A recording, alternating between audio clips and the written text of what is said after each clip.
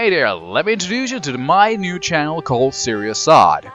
Something is rotten in the state of Denmark? That's always my rotten opinion. Yeah, I'm Danish, if you haven't caught that. Anyway, this is a video about Guardians of Middle-earth, more be to precise, of Elrond. Yes, this is actually gonna be videos about each and every character. When we're gonna start out with Elrond.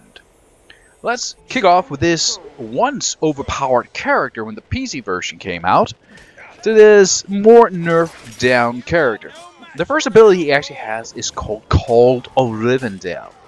It's not an area effect, it's more like, think about a shield when you cast around. It's an ability that increases attack speed and movement speed. The movement speed is increased from 20 to 32%, sorry. And the attack speed is increased from 10 to 25%. Not only that, my friends, it also does 4 to 16 damage. Well, for adding to your basic attacks. And that lasts for 5 seconds. Damn, that's good. And that's a great ability to have in the backhand, ready to support your team. Think about that. That is something you need to take on with towers or a group of enemies, or just kill one guy very fast. The next one he has is called Elven Grace. I really like it. Elven Grace. Not really that much Elven Grace about this one. It's an area effect that damage 12 to 48 abilities per second, and it lasts 2.5 seconds. Yeah, kind of pathetic, right? But it actually makes all your allies, Guardian allies, invisible in the area. Now that is interesting, my friends. That means you can actually surprise enemies. Yeah, I'm sorry, and I'm not going to show this in the video how it could be used, but believe me, it's very useful. The next one is Take Refuge.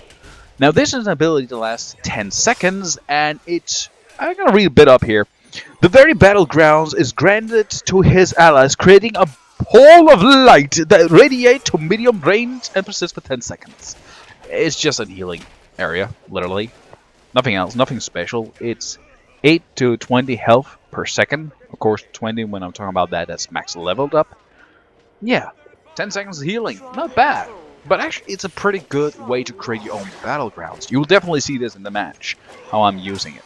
And lastly, his ultimate is Honored God. That one has been changed from, on the console version, it was 36 seconds it took before you're gonna summon one of those archers. And when the PC came out, it was 5 seconds, and now it's nerfed down to 10 seconds, which is perfect. Because the archers are 10 seconds out, meaning you can always have one out. Meaning as well, Elrond is finally no longer a useless character. Oh god, oh that's so beautiful. Oh. Anyway, let's get right back to the match, and let's talk about that for a moment. Before we start talking about the match, one more thing, his passive.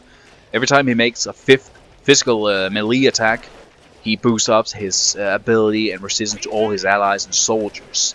It's not a reliable thing, but it's very nicely when it happens. Just a little boost. But it's not really something you feel when you're fighting, doing the battle. Anything like. It reminds a bit of Godmarks, but Godmarks is every goddamn hit he hits the tower. But here it's only each after fifth hit. But as you can see right now, I'm creating my zone right now, healing zone here. It heals my soldiers, whatever there's in there, healing it, my soldiers and so on. And I'm just pushing forward there. Literally, the Runza guy just doesn't have a goddamn chance of taking me on. He can't push me back, he doesn't do that much damage. And also, he's fighting alone. He's fighting all alone, trying to hold me and Gandalf off. Really, the other government players should come up there and really support me. Support him. Me. Yeah, sure, come and help me. No, he should be there and help. Definitely, right now, he should be screaming for help. Because now I have my archers. That tower is good as dead. Oh, by the way, when you're talking about that son of a bitch of Gothmog, there he is. And goes again. What the... No, tossing a catapult is not support. I'm sorry, dude. But that's not. Okay, Gandalf, get in there and take the tower from me. Thank you. And now we're just gonna push forward since I have my archers. That's the great thing about this damn archer. I just love it. The build I'm actually using here, let's talk about that for a moment. As you see me go crazy everywhere, you're just thinking, what the hell am I doing? Why I'm tossing abilities? And sometimes just tossing abilities like for no reason. Well, there's a reason. The first relic I'm using is Entwash. It's a purple gem. Uses 2 slots. And it means every time I use an ability, it gives me 4% cooldown. It can go up to 5 times the stack. It's a very good relic. As long as I keep using abilities within 10 seconds, so it doesn't go down again. It means I always had 20 seconds, which is great. It's basically maximum. Yeah, now the runs a player runs away. But fair enough, the GOME player is not supporting him. I was expecting a bit more from here. As for the second gem, I'm using Shadow Reach. Now here you could change basically anything you want. You could also put on another relic that gives you shield on, so you much more. Oh yeah, Gandalf comes here. Really put me in the right place. Remember again, I'm a tactician, so it means I can't take much damage. But thank God to my archer helping to hold him behind. As talk about Shadow Reach, it's a relic that damage anything around in a small area of 4 meters, and it's 3 damage per level, so it gets stronger the higher you get.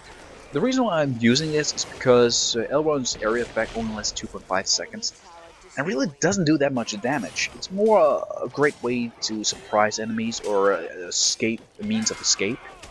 But combine that with Shadow Reach, as you can see here, with my Shadow Reach, what's up? It's beautiful, easy with that. It would do hell of a lot of damage. I can area sweep like hell. You actually see that later on in this video, how I just clean out soldiers with ease when the Shadow Reach is up and running. And for gems, I'm using 2 blue ability boosters to give 24 ability power, and the yellow one is movement speed. Again, Elrond is not an attacker. Elrond really needs to get away if there are people chasing him, or needs to get away safely. Movement speed is a great option here, in my opinion. And also to chase down.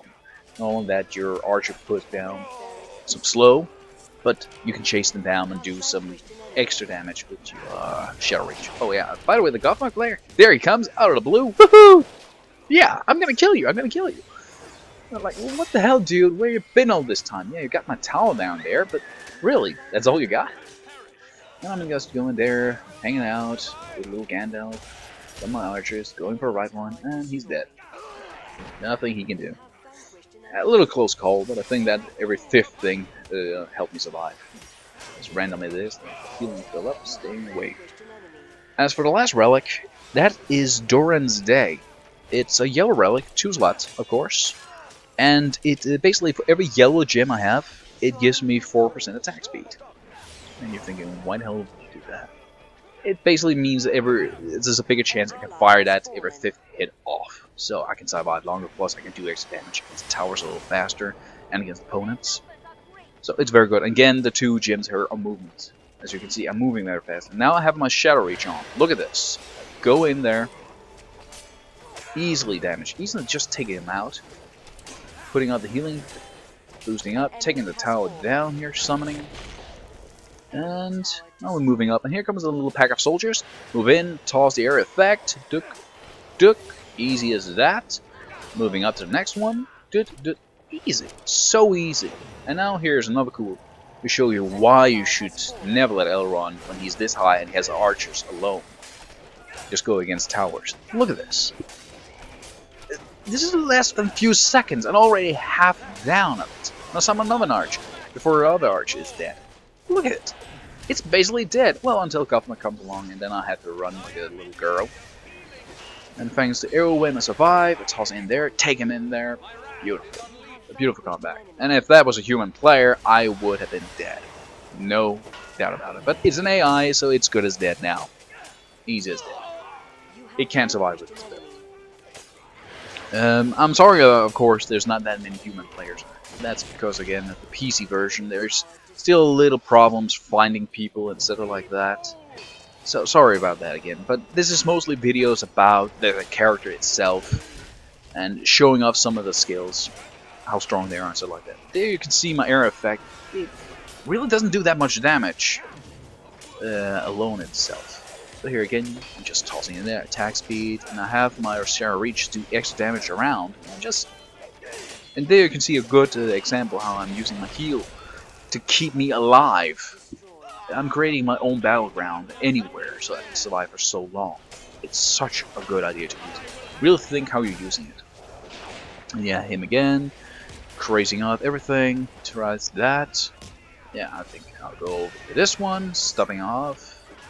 Thanks to Ilwin, and he's good as dead. It was a big mistake for him to do that. I'm just cleaning up ease as peace. If you notice, I not even needed to go back and upgrade my soldiers or anything like that. Because again, I can summon my archer. And here's a good thing you could show. I can just barely have my archer survive and then I go for the next tower. Thanks to the cooldown that goes from 10 seconds to 7.5. Of course, you can make other relics or builds, for that matter, that gives you a little more cooldown. But really, he's not that needed to more cooldown now. Actually, the funny thing about Elrond is it allows a bit of a mix bag build, as you can see down there. This is a bit of a mixed bag build, but you can see how well it's working. I have such an ease taking on anything. You know, at maximum and bye-bye Golem. Of course, they're not that high levels. But even against humans, they really can't do anything. So yeah, some little bit of Elrond. He is so good now. He is really good. He's not OP anymore, so he's not a one-man army as he were before. He is a great supporter, but most importantly, he is no longer useless like he was on the console. He was definitely the weakest one and pathetic to get those archers and everything like that. But now he is definitely a threat to think about, and he's definitely, every time you're going to make a team, think about getting him with you, or Gothmon for that matter. He is essential. Really helps a lot with your team, keeping you alive, supporting you whenever, and you can even surprise your enemies with that stealth area effect. So how to actually counter Elrond, for example? Well, if you have a striker, warrior, anything like that, Frodo, for example, is great at killing him with ease, with sneaking up, or just get behind his back is basically what you need to do, and he's good as dead. The moment you're close to him, he's good as dead. Unless he uses his area effect where he becomes invisible and runs away like a little girl. Really, get close to him, he's good as dead. His archers are not that dangerous. Well, I hope this actually gives you some ideas, and I hope you like this. Give me, tell me in the comments down below what you thought of it and stuff like that. What I might need to change or anything. I might come up with some other ideas how to entertain you guys, and you guys maybe giving me a challenge or anything like that. Maybe tell me a strange relic build I should try, or tell me something else I maybe have missed or anything like that. I really want this to be something, a place where people can come and actually get ideas for the characters and everything like that, even updates and so on. So yeah, this is Serious Thought, Tech Move I've been playing, signing off.